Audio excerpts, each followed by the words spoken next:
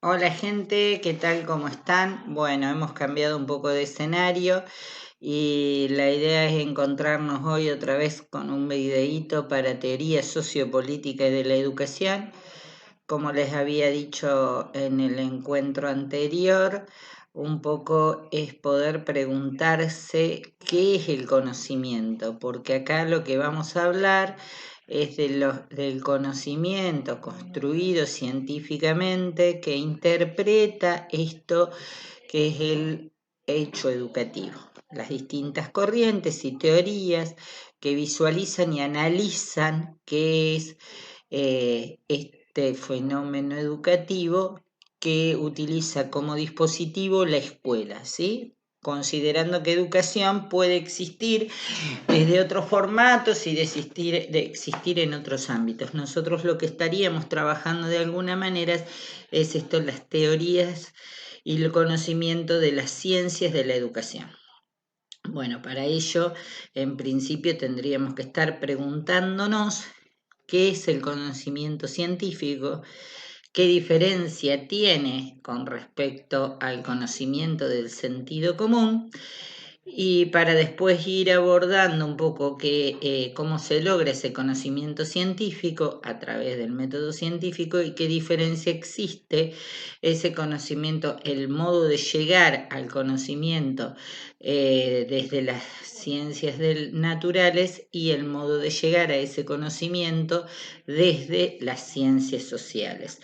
Haciendo un poco de historia, el surgimiento de las ciencias sociales y este inicio emparentado y visualizado desde las ciencias naturales.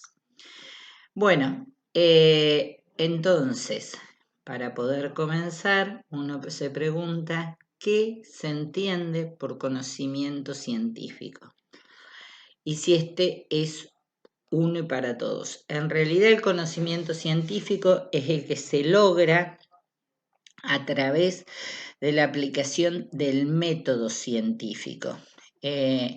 Entonces uno dice, bueno, pero puede haber conocimiento científico que en realidad represente diferentes teorías. Sí, el punto está en que se haya logrado ese conocimiento científico a través de la aplicación del método científico. Entonces uno dice que vendría a significar ciencia. ¿Qué es la ciencia? Bueno, hay múltiples definiciones de lo que uno considera ciencia, diversos autores. Yo utilizo el término que usa Mario Bunge, que es un epistemólogo argentino que hará aproximadamente un mes no se encuentra con nosotros, pero que ha sido un científico de larga trayectoria. Entonces, él va a definir que la ciencia es un conjunto de conocimientos sistemático, organizado, fiable, probable, acumulativo y progresivo. En realidad define las 17 características de la ciencia. Es lo que yo hice, fueron las más notables. Y después él dice, y este conocimiento aprobado por la comunidad científica en un momento dado. Por eso el tema de ser progresivo y por eso el tema de ser sistemático, de ser fiable, porque responde a la aplicación, es haber sido logrado a través del método científico y verificable, y acá tenemos una distinción que después vamos a profundizar entre lo que decimos de las ciencias naturales y las ciencias sociales. Acá tenemos una enorme diferencia en cuanto a lo comprobable y verificable, ¿sí? Bueno, pero esto será para un segundo encuentro. A su vez, Mario Bunge divide las ciencias en fácticas y en ciencias duras, abstractas, exactas, lo puede llamar de diferentes maneras. Bien, nosotros por supuesto nos estaremos hablando de las ciencias fácticas, de las ciencias sociales, sus alcances, sus conocimientos y demás. Entonces, entiéndase bien que el conocimiento científico es el logrado a través del método científico. Después yo les voy a dar los pasos de ese conocimiento científico. Y como gran concepto opuesto a podríamos estar hablando del conocimiento del sentido común. Bueno, el conocimiento del sentido común de alguna manera es el que nos permite conducirnos a diario, ¿sí? Y que ni siquiera nosotros lo tenemos como incorporado y naturalizado. Si yo voy a prender una cocina, sí, por supuesto que yo no voy a decir, el fuego se produce por la combustión del aire con no sé qué demás. Si voy a cruzar una calle, no voy a decir, esta es la actividad, el cerebro, yo le di la orden y entonces en biología ustedes van a ver el acto reflejo y el arco reflejo y demás, cómo las personas biológicamente responden a los estímulos o deciden entrar en movimiento. Imagínense que si voy a cruzar la calle y me pongo a pensar, levanto un pie, entonces vi el músculo tal, el cerebro me dio la orden y demás, que no venga ningún auto de frente porque chao, allí quedé. Entonces, el conocimiento del sentido común es el que me permite muchas actividades de la vida cotidiana. Es acumulativo, lo hemos pasado de generación en generación y nos permite vivir en determinada y vivir socialmente en determinada época, ¿sí? Es probable que mi tatarabuela, por ejemplo, si me viera en estos momentos no estaría entendiendo absolutamente nada de lo que estoy haciendo, porque en su época el saber del sentido común no tenía una computadora, entonces seguramente que estaría pensando, llegó la invasión alienígena. Bien. ¿Se entiende? Entonces, el conocimiento del sentido común, conocimiento práctico, conocimiento que se transfiere de generación en generación, que nos permite apropiarnos de elementos culturales y nos permite el desenvolvimiento en la sociedad y en determinado momento. Ahora bien, yo me pregunto, entonces, ese conocimiento del sentido común, por ahí, ¿por qué uno lo pone en duda al momento de trabajar con las ciencias? ¿Y por qué lo pone en duda? En realidad, porque este conocimiento muchísimas veces cuando pretende interpretar las relaciones humanas y pretende explicar las situaciones sociales, en realidad se ve teñido por discursos hegemónicos, por contrasentidos, por prejuicios. Entonces hay un enorme problema cuando aplicamos conocimiento del sentido común a la explicación de la sociedad.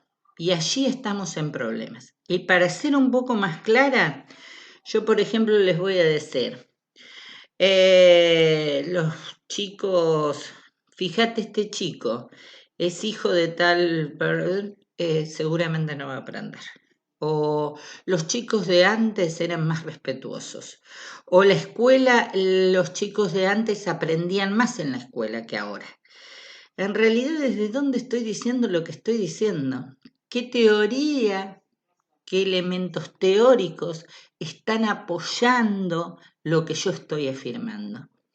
En realidad ninguno, porque lo que estoy afirmando justamente no proviene del conocimiento científico, proviene de interpretaciones que yo hago, que las escuché, que hasta a veces las leí o las vi, porque, por ejemplo, uno de los formadores para el conocimiento del sentido común son los medios de comunicación y todos sabemos cómo tienden justamente a formar opinión. Bien, nos vamos entendiendo con este tema de el conocimiento del sentido común y cómo es aplicado. Por eso muchas veces uno al docente le dice, ¿quién te dijo eso? ¿De dónde lo leíste? ¿Desde dónde me lo estás diciendo?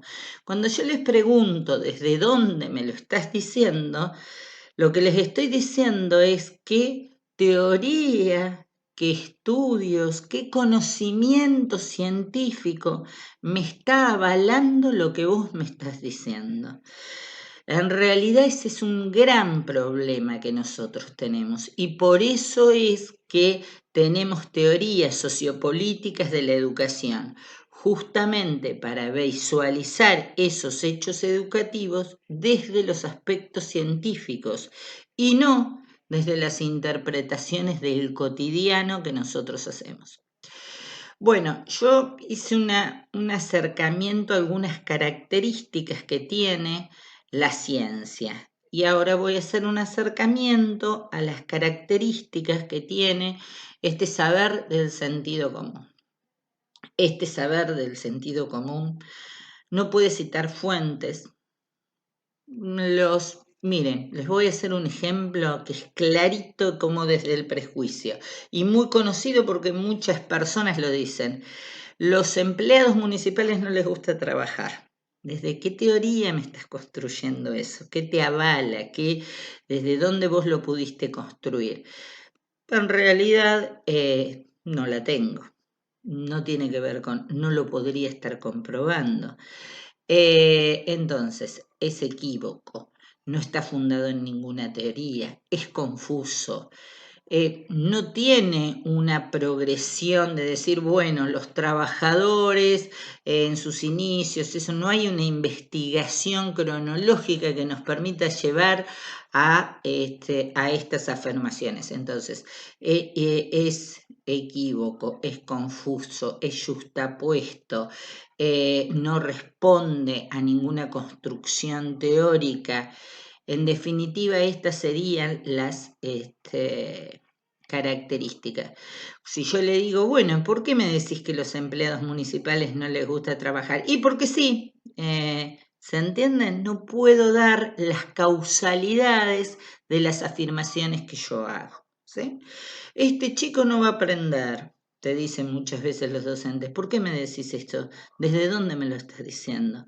O determinados sectores, por ejemplo, muchísimas veces eso tiene que ver justamente con clasificar alumnos, considerar alumnos. Bien, ¿se va entendiendo? Yo les voy a subir las características del sentido común y por allí hasta acá llegué, teniendo en cuenta saber del conocimiento científico, saber del sentido común. Y este saber del sentido común, cuando lo aplico a la explicación de la sociedad y mucho más lo aplico a la explicación de por qué, de los aprendizajes de nuestros alumnos y demás, hacen que hagamos afirmaciones equívocas. Dos propuestas les voy a hacer. Yo les voy a subir un material que en realidad, para que no sea muy largo en bibliografía, se los voy a pasar a un Word con las características de los dos saberes y les voy a invitar a que hay un libro que se llama Mitomanías de la Educación Argentina, que justamente son afirmaciones, por ejemplo, los chicos de antes sabían más o los chicos antes respetaban más a los adultos.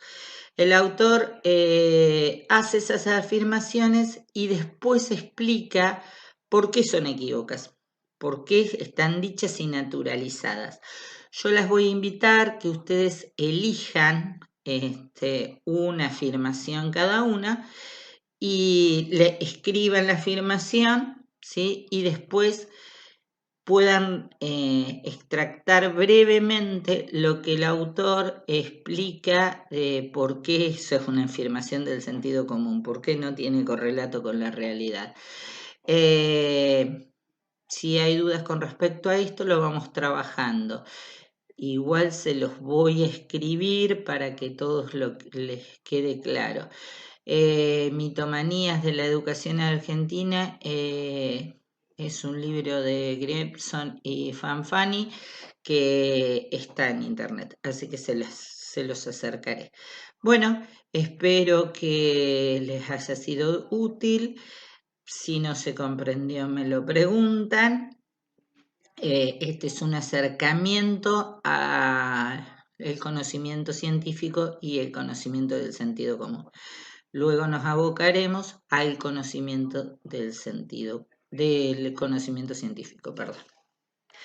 Como les digo siempre, cuídense mucho, no sabemos cuándo nos podremos encontrar cara a cara para poder estar conversando e intercambiando con ustedes, que esa es la riqueza justamente del aprendizaje, porque el enseñar y aprender requiere el intercambio y la construcción. Nos hemos tenido que adaptar a esta forma, que por supuesto está muy alejado de lo que yo considero que son espacios de construcción. Bueno, un abrazo enorme, cuídense, saben que si alguno tiene alguna dificultad con respecto a la propuesta y o requiera un acompañamiento que no necesariamente tiene que ser por cuestiones pedagógicas, nos podemos estar comunicando. Un abrazo, cuídense mucho.